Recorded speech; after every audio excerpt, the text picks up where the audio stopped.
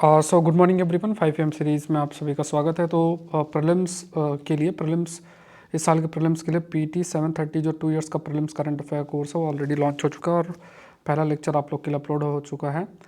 और इसमें सारा जो कंटेंट है वो मैंने आपको ऑलरेडी शो किया हुआ है। देखो ये कंटेंट इस टाइप से कवर हो रहा है, पूरा रिवीजन प्रीलिम्स करंट अफेयर्स। बाकी डिटेल लास्ट में डिस्कस करेंगे। तो देख लेते हैं पब्लिक की क्रिप्टोग्राफी, इसके कंटेक्स्ट में स्टेटमेंट। देखो क्रिप्टोग्राफी जब आप शब्द यूज़ करते हो तो इसका मतलब ये हुआ कि जैसे मान लो हम कोई इन्फॉर्मेशन सेंड कर रहे हैं। सपोज़ करो मैं लिख रहा हूँ राहुल। अब मैं अगर पर्सन ए से बी में, अगर ए ने बी को राहुल बोला तो पता चल जाएगा किस पर्सन का आप बात कर रहे हो। बट अगर मैंने इसको क्या किया कि इसको एनक्रिप्ट कर दिया, मान लो XYZ AB कर दिया, तो पता नहीं किसकी बात हो रही थी। ये इनक्रिप्शन होगा। बी जो है, बी की बात करोगे तो बी बेसिकली जब बी को पहुंचेगा तो XYZ AB का क्या राहुल मतलब होता है उसको पता चल जाएगा। बीच में कोई इसको ट्रैक नहीं कर सकता। ये क्रिप्टोग्राफी के अंदर होता है। एनक्रिप्शन या डिक्रिप्शन शब्द हम इस्तेमाल करते हैं। अब देखो यहाँ कंसेप्ट है दैट इज पब्लिक की क्रिप्टोग्राफी। पब्लिक की क्रिप्टोग्राफी में क्या होता है कि इसमें सर्टेन कोड्स या कीज़ आपकी होती हैं। तो जैसे फॉर एग्जांपल इसमें दो पार्ट हैं एक तरीके से, एक होता है सिमेट्रिक और दूसरा होता है एसिमेट्रिक। तो सिमेट्रिक में क्या होता है कि मान लो यहाँ पे जो कीज़ आपकी होंगी जो कि इस्तेमाल की जा सकती हैं, जिस मान लो मैंने राहुल को एक कोड में कन्वर्ट किया हुआ है। अब इससे रिलेटेड की होगी जिसके माध्यम से उसको डिकोड किया जा सके। तो जब ऐसा होता है कि मान लो एक सिंगल की ही है, सिंगल की एनक्रिप्शन डिस्क्रिप्शन, मतलब आपको एनक्रिप्ट करना तब भी सेम की है और डिक्रिप्शन करना तब भी सेम की है, तो उसको बोलते हैं सिमेट्रिक एनक्रिप्शन। और सपोज़ करो कि उसमें जो एनक्रिप्शन क्या अलग की है और डिक्रिप्शन का अलग की है, तो उसे एसिमेट्रिक शब्द हम उसके लिए इस्तेमाल करते हैं। एसिमेट्रिक एनक्रिप्शन शब्द उसके लिए इस्तेमाल करते हैं। तो पब्लिक की cryptography is also called symmetric encryption और इट यूजेस टू डिफरेंट की अनलाइक एसिमेट्रिक एनक्रिप्शन। तो यहाँ पे आप याद रखना है कि जो एसिमेट्रिक एनक्रिप्शन है उसमें दो डिफरेंट की होती है ना कि सिमेट्रिक में। तो सेकंड स्टेटमेंट आपका गलत हो जाएगा, आंसर इसका ए होगा। ठीक है। तो जैसे मान लो कोई भी कम्युनिकेशन है ना, उसको सिक्योर करने के लिए ये पब्लिक की क्रिप्टोग्राफी या पब्लिक की डिस्ट्रीब्यूशन का इस्तेमाल जो है वो आपका किया जाता है। Let's move to the next. Consider the following. Makran is a part of plateau of Balochistan which is shared between Afghanistan और ईरान के बीच में शेयर्ड है। It is a semi desert coastal strip of land bounded by Arabian Sea. The Pakistan port of Gwadar and the Iranian port of Chabahar are the gateway of the state of Hormuz and the Persian Gulf. How many of the given statement is correct. तो यहाँ पे देख लेते हैं। यहाँ पे जो पहला ये आस्पेक्ट है कि यहाँ पे जो पहली चीज़ आपको ध्यान में रखनी है कि इसमें से पूछा है कि how many of the given statement is correct. तो यहाँ पे इफ़ यू कैन सी जो ईरान है, Iran basically intend to shift its capital Tehran से वो in the north to Makran जो है वहाँ पे वो अपना सेंड करना चाह रहा है। अपने कैपिटल की बात करें तो गवर्नमेंट इसमें इकोनॉमिक और इकोलॉजिकल कंसर्न को सामने रख रहा है कि अगर ऐसा होता है तो माकरन जो है ये प्लेटो ऑफ बलोचिस्तान का हिस्सा, is a part of plateau of Balochistan जो कि शेयर किया जाता है पाकिस्तान और ईरान के बीच में। ठीक है। तो ये स्टेटमेंट गलत है। बाकी ध्यान में रखना कि semi desert coastal strip of land है, अरेबियन सी से बाउंडेड है। पाकिस्तान पोर्ट ऑफ गदर और ईरानियन पोर्ट ऑफ चाबहार ये basically are gateway to the state of Hormuz and Persian Gulf. So how many of the given statement is correct. कितने statement आपके इसमें correct है। तो B 2 only यहाँ पे ध्यान में रखना है। ठीक है, 2 ओनली। नेक्स्ट देखते हैं with reference to the direct to device connectivity consider the following statement. Direct to device connectivity की बात अगर किया जाए तो इसमें देखो क्या है कि जैसे मान लो आपको कभी भी कहीं भी अगर इंटरनेट की कनेक्टिविटी चाहिए तो जैसे टावर है, फिर टावर के माध्यम से इंटरनेट, जहाँ टावर होगा वहाँ से इंटरनेट कनेक्टिविटी स्टैब्लिश की जा सकती है। लेकिन एक और भी तरीका है कि डायरेक्टली डिवाइस से सैटेलाइट के माध्यम से कनेक्टिविटी स्टैब्लिश किया जाए। तो जैसे मान लो नॉर्थ ईस्टर्न रीजन या अनटच्ड एरिया, वहाँ पे आसानी से आप कनेक्टिविटी स्टैब्लिश नहीं कर सकते हो। But direct to device connectivity एक ऐसा मेथड है जिसके माध्यम से आप डायरेक्टली डिवाइस से सैटेलाइट के माध्यम से कनेक्शन स्टैब्लिश हो सकता है या दूर टावर से सिग्नल जो है वो ट्रांसफ़र आपका हो सकता है। सो यहाँ पे इसमें जैसे एप्पल और गूगल में ऑलरेडी ये ऑफर हो रहा है, भारत में नहीं है। भारत में भी BSNL इस चीज़ को डायरेक्ट टू मतलब डिवाइस सैटेलाइट कम्युनिकेशन की तरफ काम कर रहा है। ऑल्दो ये नई टेक्नोलॉजी नहीं, BSNL के द्वारा किया जा रहा है। अब इसमें देखो 3 प्राइमरी कंपोनेंट होता है। एक तो स्मार्टफोन की ज़रूरत है, नॉर्मल फ़ोन पे नहीं होगा। दूसरा इसके बाद स्मार्टफोन है दैट सपोर्ट सैटेलाइट कनेक्टिविटी, एक आपका सैटेलाइट की ज़रूरत है और दूसरा सेलुलर टावर की ज़रूरत है। ये 3 चीज़ें जो हैं आपकी होती है, तो स्मार्टफोन, सैटेलाइट और सेलुलर टावर 3 चीज़ें जो आपकी होती हैं। तो यहाँ पे ये वाला स्टेटमेंट गलत है। व्हेन फोन माइट नॉट, जब कोई भी फ़ोन मान लो नियर बाय सेलुलर टावर को रीच नहीं करता है तो the smartphone will then connect to a satellite, satellite से वो अपना सिग्नल लेगा। रिसेंटली जो है जो BSNL सर्विस है they can be use to make UPI payment which is not available in the western countries. तो यहाँ पे इवन रिसेंट ये चीज़ भी फर्दर फैसिलिटेट किया जा रहा है कि इवन रिसेंट कंटेक्स्ट में अगर देखा जाए। सो यहाँ पे जो थर्ड क्वेश्चन है, तो थर्ड का जो आंसर है वो आपका डी है। सो इसमें पूछा इनकरेक्ट क्या, ओनली वन में इनकरेक्ट कौन सा है, ये सेकंड स्टेटमेंट आपका incorrect. How many of the given country border around the gulf of Aden, ये आपके लिए होमवर्क है, आप कमेंट सेक्शन में बताना है इसमें कौन कौन बॉर्डर करता है। मैपिंग है, मैप को बहुत इंपॉर्टेंस देना है। और जैसे मैंने आपको कहा कि PT 730 का कोर्स भी मैंने लॉन्च कर दिया है, जो कि already 2 years prelims current affair, उसकी क्लास भी अपलोड हो चुकी है। उसके अलावा उसको पढ़ने के लिए कंटेंट काफ़ी सारा अपलोड हो चुका है, बहुत चीज़ें आप लोग के लिए हो चुकी हैं। तो उसको बहुत ही सीरियसली लेना है, उसका जो भी कंटेंट मिले उसको पढ़ना है। इधर उधर अगर आप हाथ पैर मारेंगे उससे कोई मतलब नहीं है। एक सोर्स फॉलो करो, जो आपको ऐसे PDF ये जो कंटेंट इस तरीके से 1.5-2 साल का मिलेगा उसको पढ़ो, और उसके बाद जो आपको वीडियो लेक्चर और नोट्स मिल रहे हैं उसको पढ़ो। उसी में इतना कंटेंट है कि आपको और कुछ कर ही नहीं सकते। आपका मन शॉर्टकट की तरफ जाएगा, बट वो शॉर्टकट आपके लिए इतना हेल्पफुल कहीं भी नहीं होने वाला है। जो मेहनत चाहिए कंटेंट को पढ़ने के लिए वो आपको करनी पड़ेगी। ठीक है, चलो consider the following statement. The episode of earthquake is been caused by magmatic activity in Oromia and Afar region of Africa. The country of Ethiopia is located in a geologically active region, the Eastern African Rift System. ठीक है, तो यहाँ पे इसको देख लेते हैं।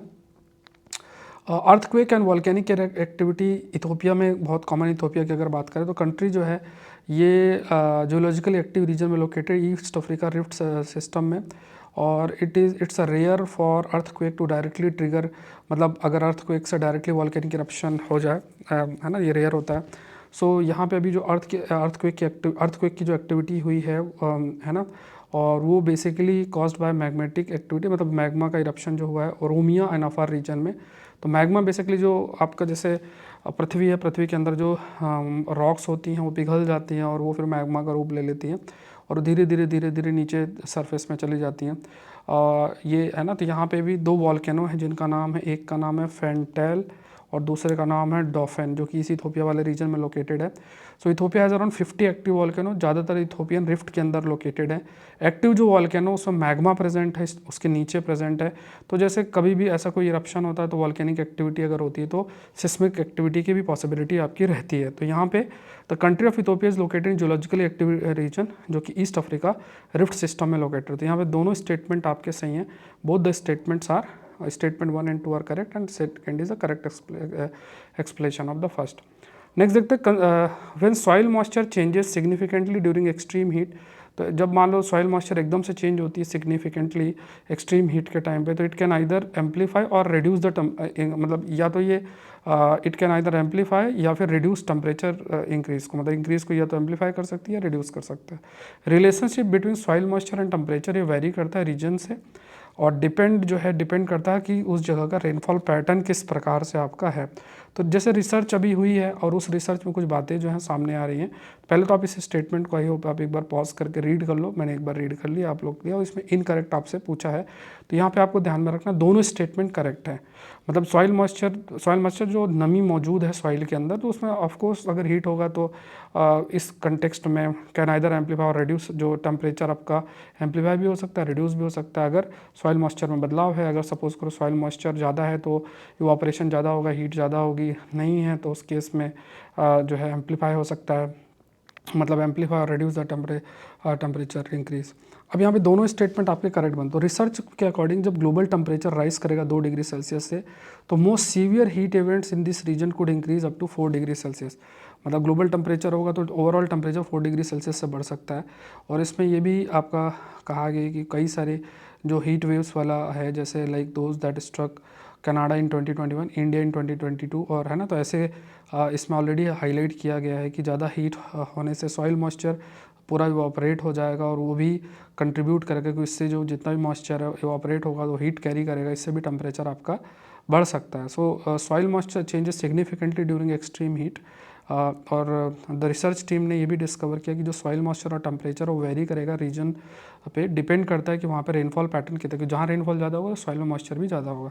तो यहाँ पे दोनों स्टेटमेंट आपके सही हैं। इनकरेक्ट पूछा है तो नाइदर वन नॉट होगा। With reference to the protected area regime आपका है, तो अभी प्रोटेक्टेड एरिया रिजीम जैसे सेंटर ने अभी प्रोटेक्टेड एरिया रिजीम सामने रखा है, जिसमें मणिपुर, मिजोरम, नागालैंड ये आपका रखा है अभी।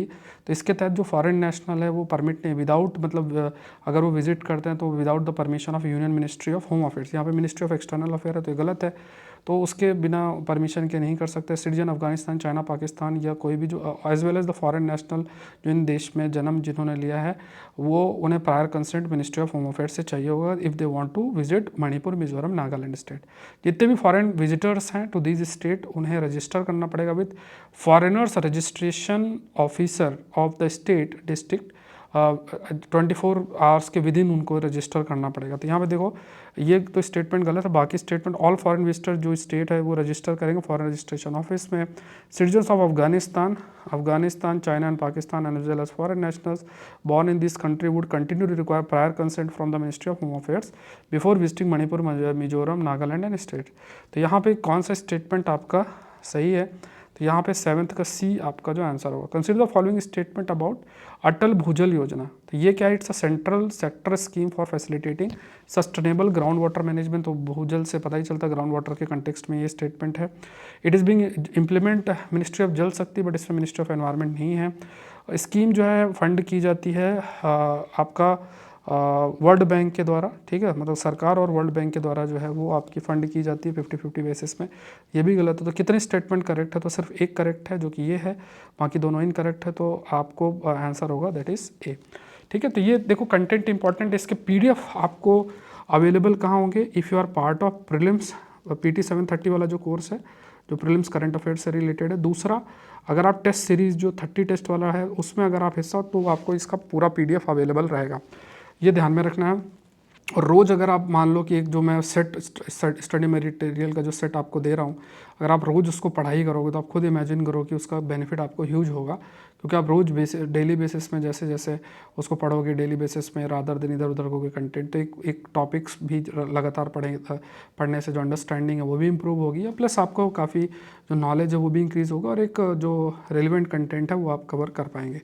तो ये चीज़ें ध्यान में रखनी है। फिर उसके अलावा ये कोर्स मैंने ऑलरेडी एक तो PT 730 प्लस जो क्रैश कोर्स है वो आपका हो गया। आज जो है ये क्रैश कोर्स आपका लॉन्च हो गया। इसके अलावा आज आपके लिए एक तो प्रीलिम्स मेंटरशिप प्रोग्राम आएगा, ठीक है ये, और दूसरा 10 फुल लेंथ टेस्ट का एक टेस्ट सीरीज़ आएगी, ठीक है, उसका आप हिस्सा बन सकते हैं। इनका प्राइस बहुत ही कम होगा।